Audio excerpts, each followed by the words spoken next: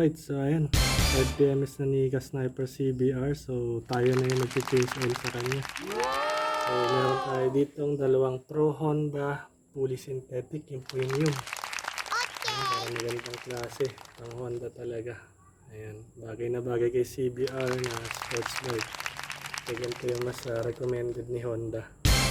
Anyway, nasa sa inyo pa rin naman kung ano yung gusto nyong langis na gamitin para sa mga motor nyo. So tayo, ito yung napili natin para sa Honda motorcycle natin, Honda sports bike. So meron din tayong kakailanganin yung imbudo. Kaya pagsasali natin ng langis, hindi matapon. So kailangan din natin ng planggana para pangsapo doon sa ating tatanggaling maduming langis na o lumang langis. So kailangan din natin ng tools. So gagamitin natin size 17 yung drain bolt o yung tinatawag na drain cap sa ilalim.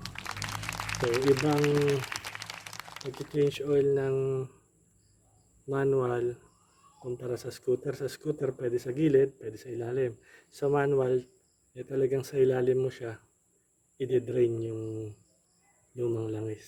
So tara, samahan nyo kung kailangan din natin ng basahan at kailangan natin ng measuring cup. So para saan si measuring cup? Kailangan natin mamaya ng 100 ml.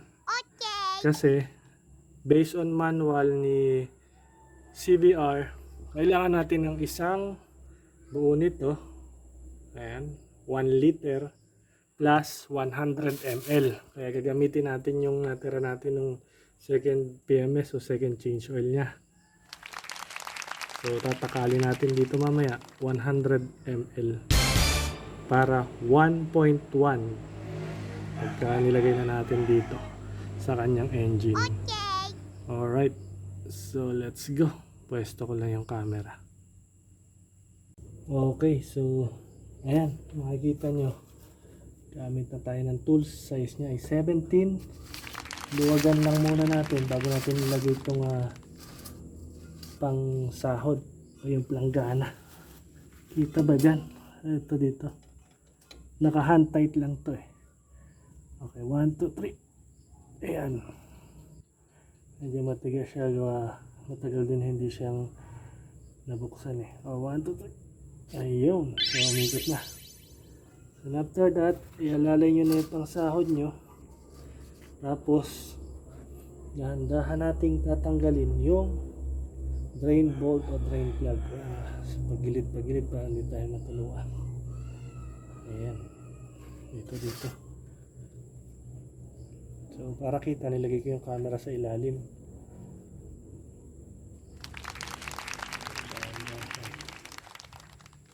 So yung first and second, saka natin siya pina-change oil. So nagamit natin yung free na dalawa. So kung ika-third PMS, ako na. Alam din natin, kaya na ginagawa ko kay Click. Palaging ako na, after ng free natin. Mas maganda kasi alam natin gawin para hindi na tayo babayad. Okay, yun. So tumutulo na, kita nyo ba? Ayan o. Ayan, tumutulo na ito. Ayan, naka front cam kasi yan eh. Para kita ko kung kita nyo dyan. So ito, pupunasan natin to. Ayan o, dami. Palibasa 1.1 ang kanyang oil. Yung para sa mga scooter kay Click, nilagay natin 800 ml. 800 ml. Kaya lang natin mag-drain dyan. Tutulo lang yan, tutulo dyan. Then balikan natin later. So pause ko muna yung video. Alright, so tatanggalin na natin tong dipstick or yung cover dito. Sasalin na natin ng bagong oil. Ito, naalisan natin, punasan na rin natin para malinis. So gamit tayo imbudo. Ito na si imbudo. Buksan natin itong bago nating Honda Premium Fully Synthetic. Ito 1 liter to. Tapos nag-prepare na rin tayo ng 100 ml. Sakto para 1.1. 1 liter and 100 ml. Ilalagay natin. So kita ba dito? Ayan dito. Buksan natin itong ating oil. Ayan. Tapos butasan natin. Alright. So ito na. Buksan na natin. Sasali natin dito dahan-dahan. Make sure walang mga falling object para safety yung ating engine. Okay, ayun. Sali na natin. Make sure bago nyo isalin, dapat na ibalik nyo na yung drain bolt o yung drain cap. So, yan. Salin na natin to. Ubusin natin tong isang 1 liter.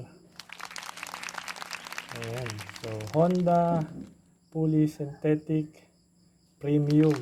So, ito po yung pinaka-premium para sa ating mga sports bikes. Ayan. Honda mismo rin tong langis natin. Alright. So, ayan. Ubusin natin para sakto yung laman sa engine natin. So, yung natakbo natin nasa 953 km. Wala pa siyang 1,000 pero change oil na natin para mas okay. Kung mapalong ride man tayo, at least nakapag-change oil na tayo. Okay! Ayan. So, busin natin to para sakto. Ayan, nabusin natin. Then after that, ilalagay natin yung 100 ml. So, kita ba dyan sa camera? Ayan, sinasali natin. Ito. So, maganda rin kayo ng pamunas para just in case may tumulo or tumagas, may pamunas kayo. So, ayan. Okay. Ubos na tong 1 liter. Okay. Ubos na to, ubos. Sali na natin to, 1 liter. Ngayon, takpan natin yan, magagamit pa natin yan. Mga lumang langis, maganda ibalik nyo dito para at least hindi siya makadamage sa nature. So, ito. Sali na natin yung 100 ml. Ayan. So, ayan. Sali natin 100 ml. Busin natin yung 100 ml. Para saktong 1 liter and 100 ml ng Honda Premium Fully Synthetic para sa sports bike na langis. Yan. So, yan yung nire-recommend ni Honda. Ayan. So, ubos na. Kasali na rin natin yung 100 ml. Ayan. Simot na, simot. So, check natin sa dipstick. Dipstick natin. Make sure yung level ng inyong position ng motor ay naka-tuwid. Para pag dinipstick nyo, gamit to, makuha nyo yung accurate na measurement ng langis na naisali natin sa loob. No? Okay.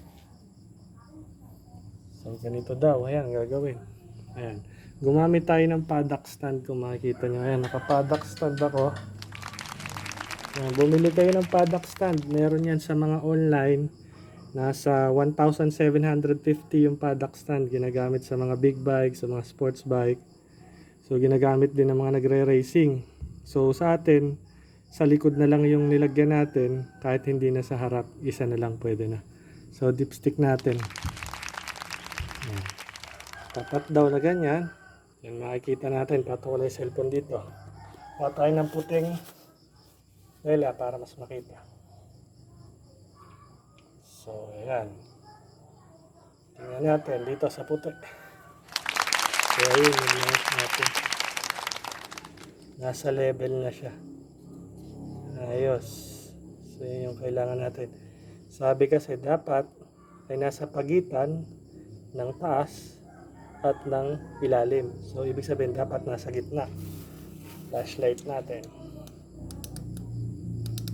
Ayan, nasa gitna siya. So, goods. Bawal din yung over yung pagsasalin nyo dahil hahanap at hahanap ng butas na malalabasan yung langis. Possible pa makasira sa engine. Alright. Dakpan na natin. Thank you, Lord. So, ayan lang yung ating DIY na pag-change oil sa ating Honda CBR. Ayan.